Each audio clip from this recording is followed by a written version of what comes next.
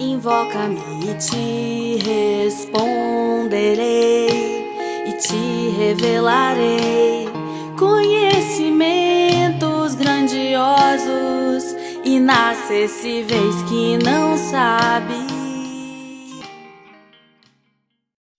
Paulo, na devocional de hoje, nos mostra na narrativa de Atos, capítulo 18, a partir do versículo 24, seguindo até o versículo 28, o início da terceira viagem missionária.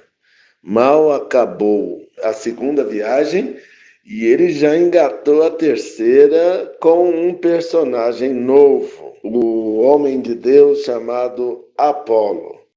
No texto de Atos, nós podemos ler que nesse meio tempo chegou a Éfeso um judeu natural de Alexandria chamado Apolo, homem eloquente e poderoso nas Escrituras. Era ele instruído no caminho do Senhor e, sendo fervoroso de espírito, falava e ensinava com precisão a respeito de Jesus, conhecendo apenas o batismo de João. Ele, pois, começou a falar ousadamente na sinagoga. Ouvindo, porém, Priscila e Áquila tomaram-no consigo e com mais exatidão lhe expuseram o caminho de Deus. Querendo ele percorrer a Acaia, animaram-no os irmãos e escreveram aos discípulos para o receberem. Tendo chegado, auxiliou muito aqueles que, mediante a graça, haviam crido, porque com grande poder convencia publicamente os judeus, provando por meio das Escrituras que o Cristo é Jesus. Amados ouvintes, nós vemos aqui a provisão de Deus na jornada, que não depende, não pode depender de uma única pessoa.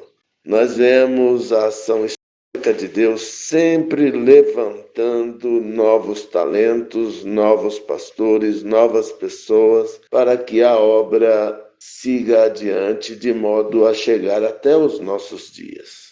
Aqui nasce uma bênção, uma estrela, o Apolo, um homem eloquente, um homem culto e poderoso nas Escrituras, um grande pastor, um grande professor, e ele era instruído no caminho do Senhor e um dos quesitos principais ele atendia, pois era fervoroso de espírito, falava e ensinava com precisão a respeito de Jesus, dentro de um conhecimento limitado, que foi complementado pelo casal Priscila e Áquila, que o tomaram consigo e lhes expuseram o caminho de Deus.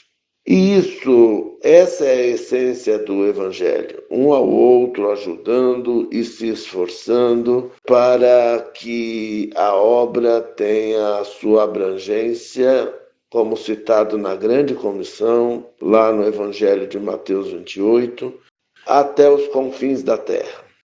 Então, Apolo estava tão entusiasmado que queria percorrer a Acaia, a província, e os irmãos o animaram e fizeram a recomendação.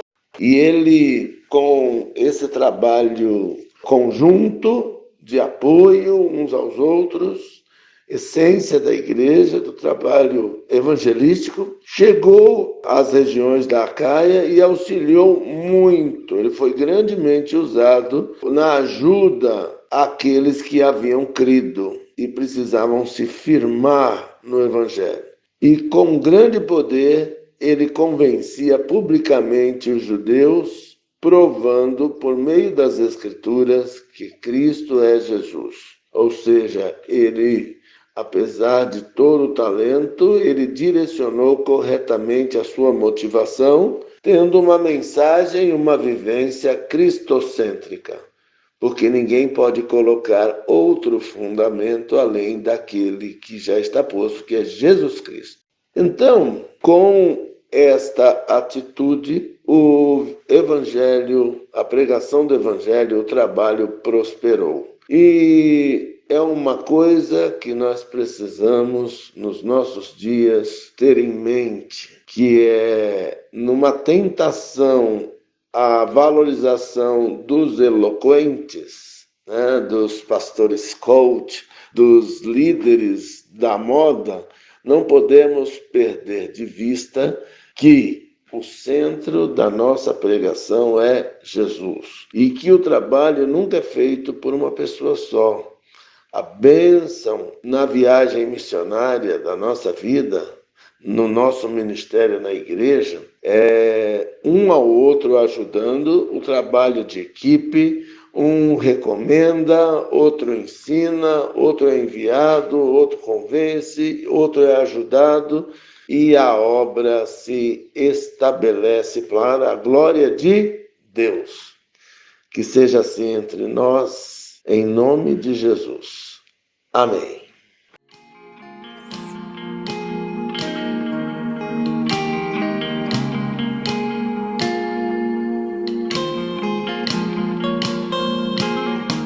Invoca-me.